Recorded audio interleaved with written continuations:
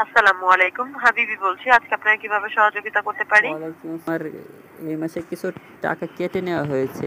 আসসালামু আলাইকুম। আশা করি সকলে ভালো আছেন। আমিও আলহামদুলিল্লাহ ভালো আছি। এখনো যারা আমার চ্যানেলটি সাবস্ক্রাইব করেননি, অবশ্যই চ্যানেলটি সাবস্ক্রাইব করে রাখবেন। আর যারা সাবস্ক্রাইব করে রেখেছেন তাদেরকে অনেক অনেক ধন্যবাদ। টেলিটক সিমের কাস্টমার কেয়ারে কিভাবে কথা বলবেন, কি উপায়ে কথা বলতে পারবেন সেই প্রসেসটি আমি আপনাদের দেখাবো। *121 এই কোডটি ডায়াল করে আমি কল দেব। কল দিলে তাহলে টেলিটক সিমের যে কাস্টমার কেয়ার তার সাথে কথা বলতে পারবো। যদি এটাই আমরা কথা বলতে না পারি তাহলে অন্য দুইটি উপায় আছে, সেই দুইটি উপায়ও আমি আপনাদের বলে দিব। সেই উপায়ের মাধ্যমে আপনারা কাস্টমার কেয়ারের সাথে কথা বলতে পারবেন।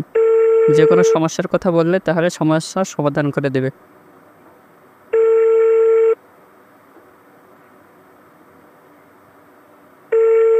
আপনি যে নাম্বারে ডায়াল করেছেন তা এই মুহূর্তে ব্যস্ত আছে। অনুগ্রহ করে কিছুক্ষণ পর আবার চেষ্টা করুন।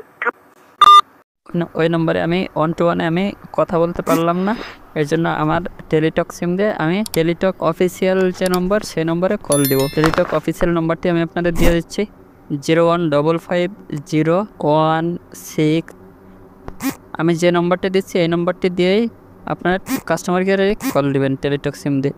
8303 এই নম্বরটি উঠাবেন। উঠায় আপনার যে টেলিটক সিম আছে সেই টেলিটক সিম দিয়ে কল দিলে টেলিটকের যে কাস্টমার কেয়ার তার সাথে কথা বলতে পারবেন এই নম্বর দিয়ে কল দিলে।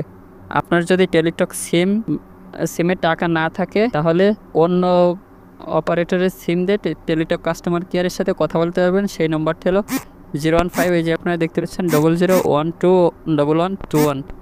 আপনার এয়ারটেল সিম দিয়ে, আমার এয়ারটেল সিম আছে, এয়ারটেল সিম দিয়েও আমি কথা বলতে পারবো, টেলিটক সিম দিয়েও কথা বলতে পারবো। এক্ষেত্রে অবশ্যই টাকা কাটবে। আপনারা ভালো থাকবেন, চ্যানেলটি সাবস্ক্রাইব করে রাখবেন। আসসালামু আলাইকুম।